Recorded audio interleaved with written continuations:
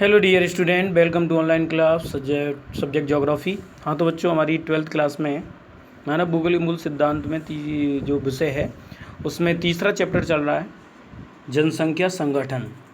जनसंख्या संगठन में हमने लिंगानुपात के बारे में और आयु संरचना के बारे में बात कर ली थी। आज हम बात करेंगे बच्चों ग्रामीण और नगरीय संगठन की। तो देखिए बच्चों, आगे चलते हैं। ग्रामीण व नगरीय संगठन कि किस तरीके से ग्रामीण और नगरीय जनसंख्या में विभाजन होता है और जनसंख्या दो क्षेत्रों में निवास करती है, या तो गाँव में या नगरों में। देखिए बच्चों, जनसंख्या का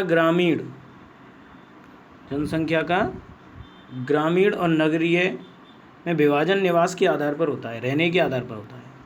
यह विभाजन आवश्यक है क्योंकि ग्रामीण और नगरीय जीवन आजीविका और सामाजिक दशाओं में एक दूसरे से भिन्न होते हैं। गांव का जीवन और नगरों का जीवन आजीविका और सामाजिक दशा एक दूसरे से भिन्न होते हैं। ग्रामीण और नगरीय क्षेत्रों में आयु लिंग संगठन यानी आयु वर्ग, लिंगानुपात संगठन, व्यावसायिक संरचना यानी रोजगार वाले क्षेत्र, जनसंख्या का घनत्व तथा विकास के स्तर अलग अलग होते हैं। गाँवों में अलग होते हैं। कहने का मतलब गाँव का स्तर जो होता है निम्न होता है और नगरों का उच्च होता है। यद्यपि ग्रामीण और नगरीय जनसंख्या में अंतर करने के मापदंड एक देश से दूसरे देश में अलग अलग होते हैं, भिन्न भिन्न होते हैं कि ग्रामीण जनसंख्या कौन सी है और नगरीय जनसंख्या कौन सी है। सामान्य रूप से ग्रामीण क्षेत्र वे होते हैं जिनमें लोग प्राथमिक क्रियाओं में संलग्न होते हैं। ज़्यादातर वे लोग जो प्राथमिक क्रिया जैसे कृषि है, पशुपालन है, मत्स्य पालन है, आखेट करना है, संग्रहण है, खनन है, ऐसे क्षेत्रों में ज़्यादातर काम करते हैं। और नगरीय क्षेत्र वे होते हैं जिनमें अधिकांश कार्यशील जनसंख्या गैर प्राथमिक क्रियाओं में संलग्न रहती है। ज़्यादातर नगरीय जनसंख्या जो होती है वो गैर कृषि कार्य यानी जो प्राथमिक कार्य हैं उनको छोड़ करके अन्य द्वितीयक यानी उद्योग धंधे, परिवहन, संचार, व्यापार, वाणिज्य, बैंकिंग और अन्य भी चतुर्थ व्यवसाय जैसे चिकित्सा, शिक्षा, स्वास्थ्य सुविधाएँ, इसके अलावा नीति निर्देशक या सलाहकार, वकील, ये बहुत सारी ऐसी गैर प्राथमिक क्रियाएं उनमें संलग्न होती है। चित्र 3.4 कुछ चुने हुए देशों की ग्रामीण नगरीय लिंग संगठन को दर्शाता है। कनाडा और फिनलैंड जैसे पश्चिमी यूरोपीय देशों में ग्रामीण और नगरीय लिंग अनुपात में अंतर अफ्रीकी और एशियाई देशों में क्रमशः जिम्बाब्वे तथा एशियाई देश नेपाल के ग्रामीण और नगरीय लिंग अनुपात के विपरीत है। कहने का मतलब जो कनाडा और फिनलैंड में जो लिंगानुपात नगरीय लिंगानुपात पाया जाता है वो अफ्रीकन और एशियन देशों में नहीं पाए जाते, यानी विपरीत अंतर होता है। पश्चिमी देशों में ग्रामीण क्षेत्रों में स्त्रियों की अपेक्षा पुरुषों की संख्या अधिक है, जो पश्चिमी देश हैं, जबकि नगरीय क्षेत्रों में स्त्रियों की संख्या पुरुषों की अपेक्षा अधिक है। नगरीय क्षेत्रों में नेपाल है, पाकिस्तान और भारत जैसे देशों में स्थिति इसके विपरीत पाई जाती है।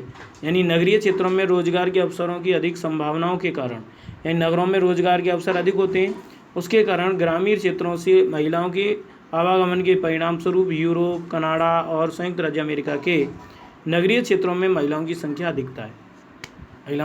अधिकता है। कारण रोजगार, कृषि भी इन विकसित देशों में अत्यधिक मशीनीकृत है, यानी मशीनों से कृषि होती है और यह लगभग पुरुष प्रधान व्यवसाय है। इसके विपरीत एशिया के नगरीय क्षेत्रों में पुरुष प्रधान प्रवास के कारण लिंगानुपात भी पुरुषों के अनुकूल है। उल्लेखनीय है कि भारत जैसे देशों में ग्रामीण क्षेत्रों के कृषि कार्यों में महिलाओं की सहभागिता काफ़ी ऊंची है। इसलिए नगरों में आवास की कमी, महिलाओं की कमी पाई जाती है।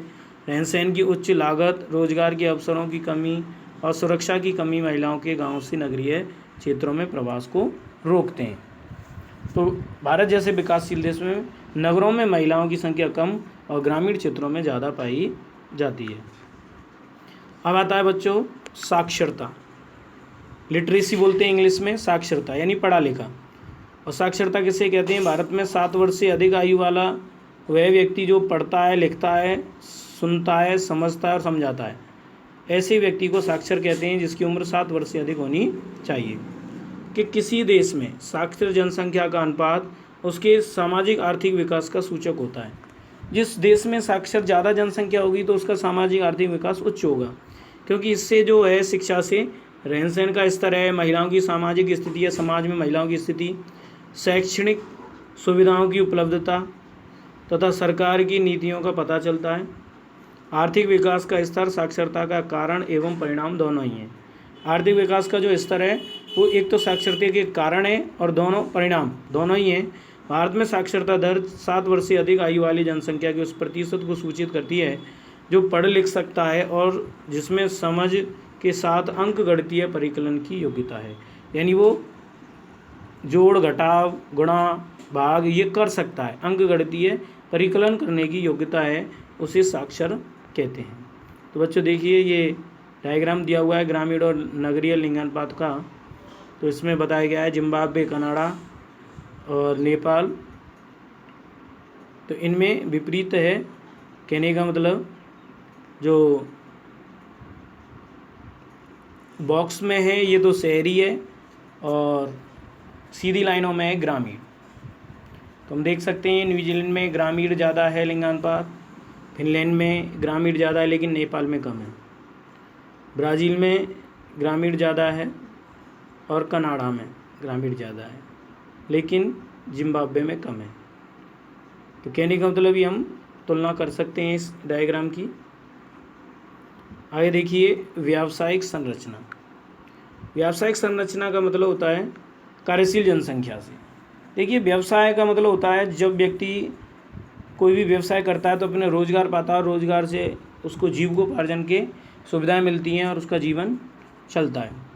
तो कार्यशील जनसंख्या अर्थात 15 से 59 वर्ष जो कार्यशील होती है, जिसमें स्त्री और पुरुष कृषि, वानिकी, मत्स्यन, विनिर्माण, निर्माण, व्यावसायिक, परिवहन सेवाओं, संचार तथा अन्य अवर्गीकृत सेवाओं जैसे व्यवसाय में भाग लेते हैं। कृषि, वानिकी, मत्स्य, खनन को प्राथमिक क्रियाओं, विनिर्माण को द्वितीयक क्रिया, व्यापार, परिवहन, संचार और अन्य सेवाओं को तृतीयक क्रियाओं, अनुसंधान, सूचना प्रौद्योगिकी और वैचारिक विकास से जुड़े कार्यों को चतुर्थक क्रियाओं के रूप में वर्गीकृत किया जाता है। इन 4 खंडों में कार्यशील जनसंख्या का अनुपात किसी राष्ट्र के आर्थिक विकास के स्तरों का एक अच्छा सूचक है। इन चारों वर्गों में ही जनसंख्या लगी रहती है। इसका कारण यह है कि केवल उद्योगों और अवसंरचना से युक्त एक विकसित अर्थव्यवस्था ही द्वितीयक, तृतीयक और चतुर्थक सेक्टरों में अधिक कर्मियों को समायोजित कर सकती है। यदि अर्थव्यवस्था अभी भी आदिम अवस्था में है तब प्राथमिक क्रियाओं में संलग्न लोगों का अनुपात अधिक होगा। कहने का मतलब जो जिस देश की अर्थव्यवस्था आज भी आदि मानव की तरह है, आदिम अवस्था प्राचीन काल की तरह है, तो उस देश में प्राथमिक क्रियाओं में संलग्न लोगों का अनुपात अधिक होगा, क्योंकि इसमें मात्र प्राकृतिक संसाधनों का विद्वहन होता है, तकनीकी ज्ञान कम होता है। इसके बाद में देखिए बच्चों, नीचे दिए गए 4 विकल्पों में सही उत्तर को चुनिए। निम्नलिखित में से किसने संयुक्त अरब अमीरात के लिंगानुपात को निम्न किया है? पुरुष कार्यशील जनसंख्या का चयनित प्रवास, पुरुषों की उच्च जन्म दर, स्त्रियों की निम्न जन्म दर, स्त्रियों का उच्च उत्प्रवास। तो कहने का मतलब इसमें सही आंसर क्या होगा? स्त्रियों की निम्न जन्म दर, ये इसका सही आंसर है। इसके बाद में दूसरा क्वेश्चन देखिए,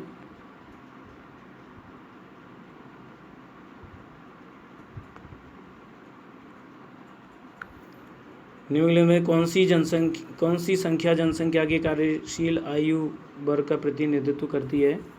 तो हम कर सकते हैं 15 से 59 वर्ष।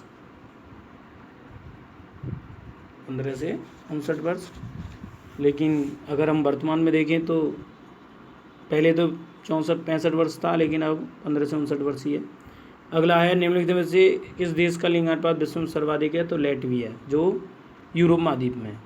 इसके बाद में जनसंख्या संगठन, आयु संरचना, लिंग अनुपात कैसे मापा जाता है, ग्रामीण नगरीय संगठन का वर्णन और आयु लिंग में असंतुलन के लिए उत्तरदायी कारक। तो इनके बारे में हम नोट्सों में आपको भेज देंगे। बाकी का ये आपका पार्ट कंप्लीट हो गया। आज के लिए धन्यवाद।